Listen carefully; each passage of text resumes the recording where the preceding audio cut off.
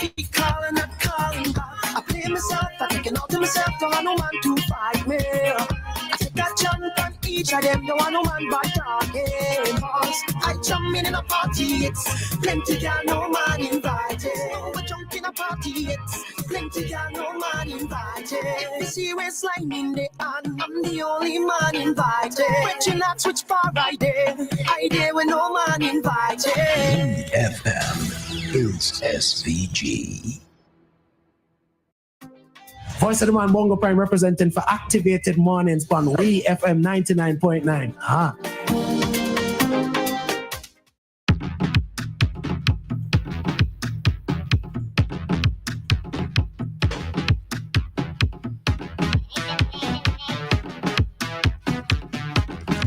Good morning to everyone in the sound of my voice. This is Activated Mornings with Roleza and Dianna.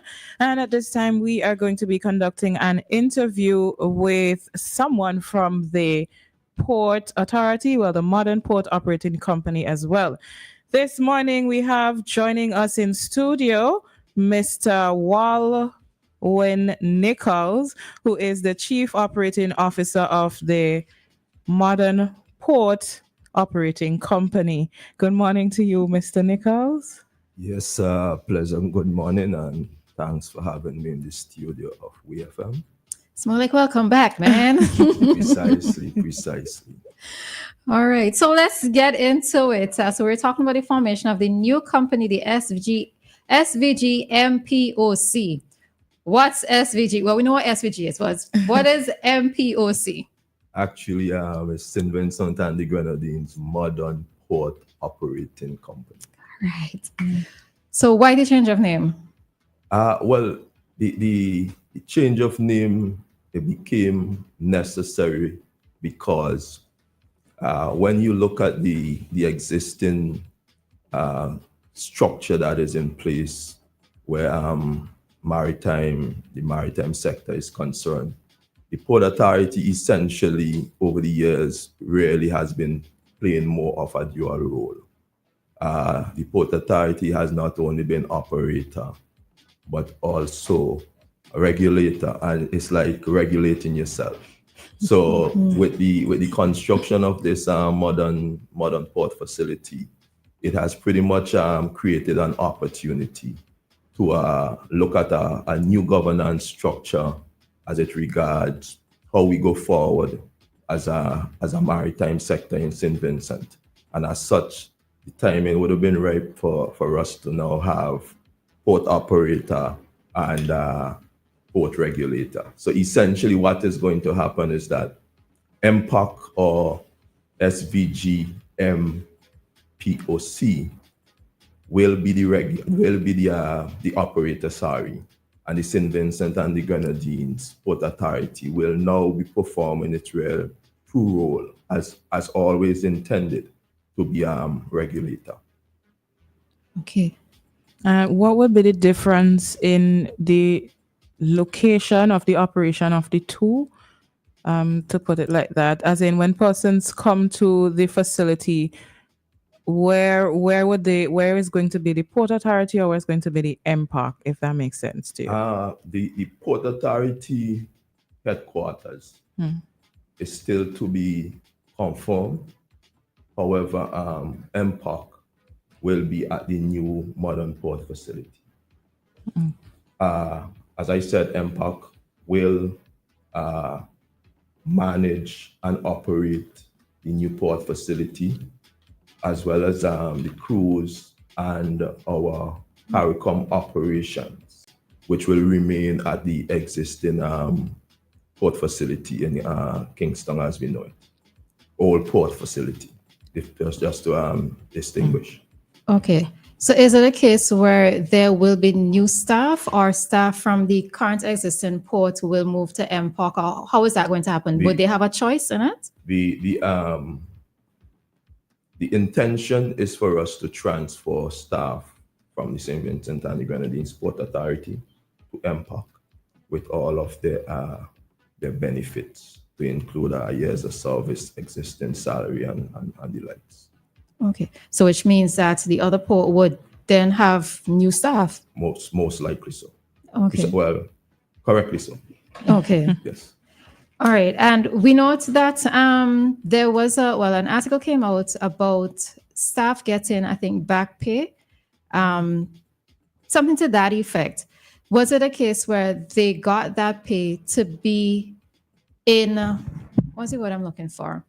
On the same standing with, I know it happened with those persons at Argyle, at the airport when they moved to Argyle, to be more compliant with international standards or something to that effect. Could you just speak a little bit on that? It would have been part of our strategic plan to do an HR review, and coming out from the HR review, it was felt that a staff increase in some areas would have been fitting. And as such, then there was a decision to make it retroactively from about the 1st of October 2023. So hence the back pay. Okay.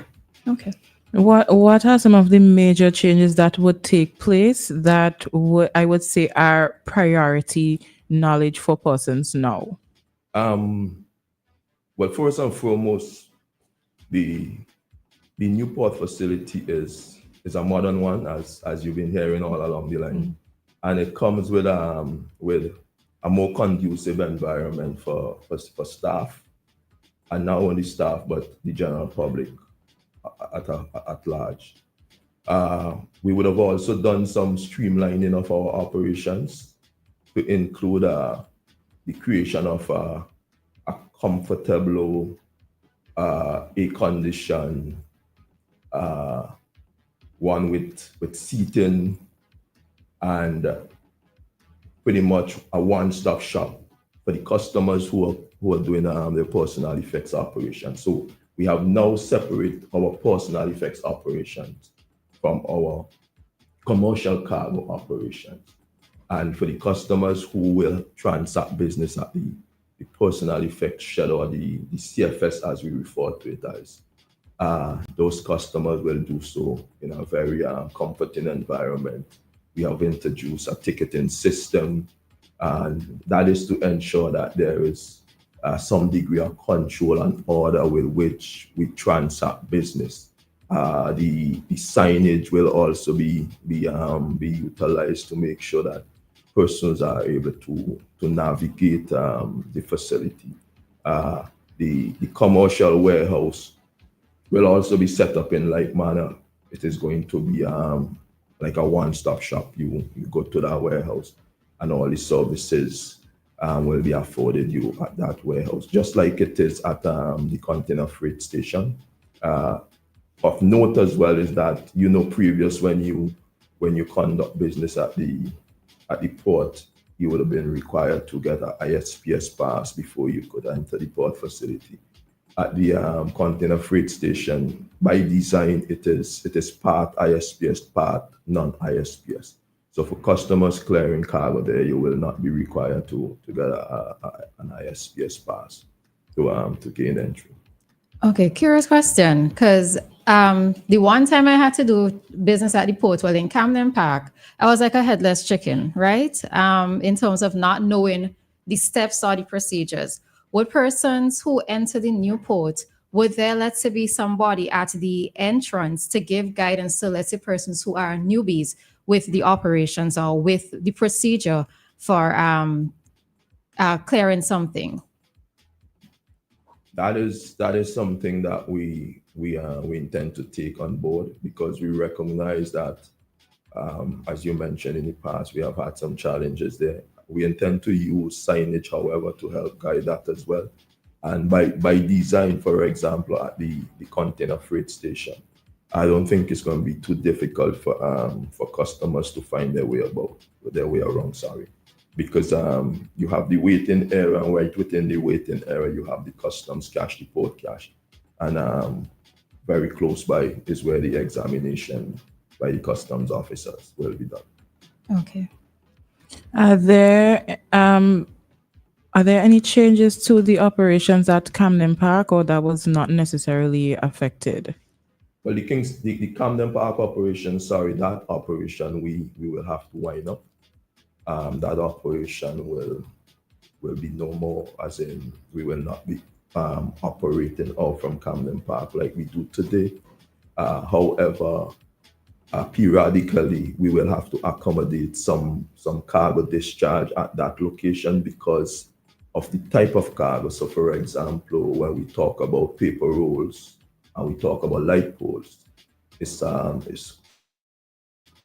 cargo that poses great danger traveling with it on the public road. And the storage for the light poles is at Lomans Bay.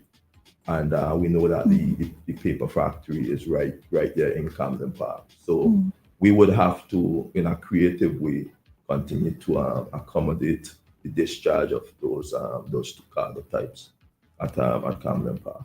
Okay, so this means no more container trucks on the road for us? On the leeward side, that is? You're gonna still see container trucks, but only if they have to come this side to, let's say, transport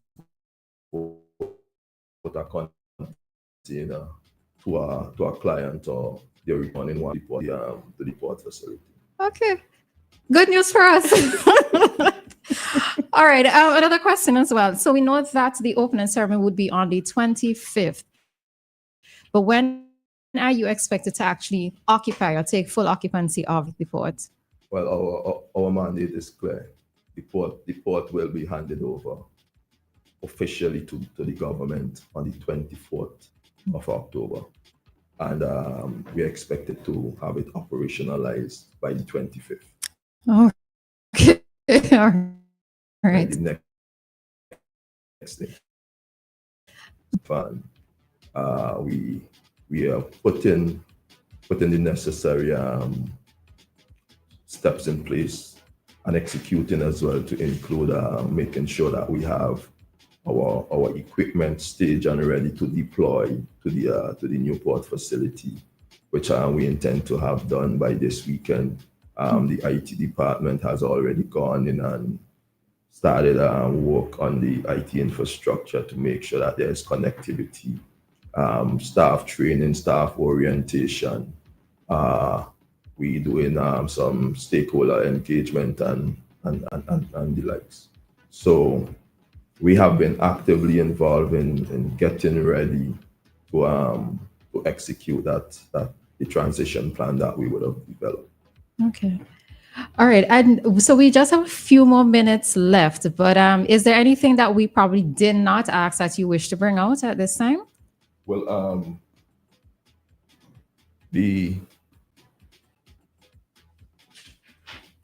just have a few things that I think I need to reference. So I mentioned a bit on the streamlining of our operations. So what we essentially have done, the containerized operation is streamlined. We have our commercial cargo streamlined, our personal effects streamlined, and that essentially now provides us with an opportunity to deliver a better quality service to our customers in a safe and more conducive type setting, just to make sure that their interface with us is one that remains memorable, even as we look at this early stage in the occupation of this new port facility. We also may well experience some teething issues as users of the port facility. They get accustomed to the new port facility, as well as the staff. They too have to get accustomed to the new port facility. So we anticipate that there's likely of some teething issues, and we're asking for the customers to bear with us, because it's our intention to ensure that the quality of service that we deliver continue to meet and exceed expectations. In terms of the staff has stood with us throughout difficult times. They came through for us during the time of and even before that of volcanic eruption. And again, we look at how we could continue to support our staff. We would have provide them with training opportunities in preparation for this transition, and to ensure that as a port facility or as a port operator, we are now well equipped and positioned to deliver to the Vincentian public a high quality of service that all users of the port facility so deserve. So I want to express heartfelt thanks to the staff for all their efforts past new journey operating out from this new modern port facility. Something that has been long in coming, and we want to do it together. We want to make sure that we serve the public well as we go forward. And also, it would be remiss of me if I did not thank the government of St. Vincent and the Grenadines for delivering on the promise to create this modern port facility, one of our major infrastructure, and the promise and work closely with the technocrats from concept to completion, and to the government of St. Vincent and the Grenadines. Heartfelt thanks from the entire Port Authority staff. We really do appreciate the new environment in which would have been created for us to now provide service to all of St. Vincent and the Grenadines. Thank you very much. Okay. All right. Thank you, Mr. Nichols. And with that, we've come to the end of our interview. We were speaking with Walwyn Nichols, the Chief Operating Officer of the Modern Port Operating Complex. Did I say that? Is it company?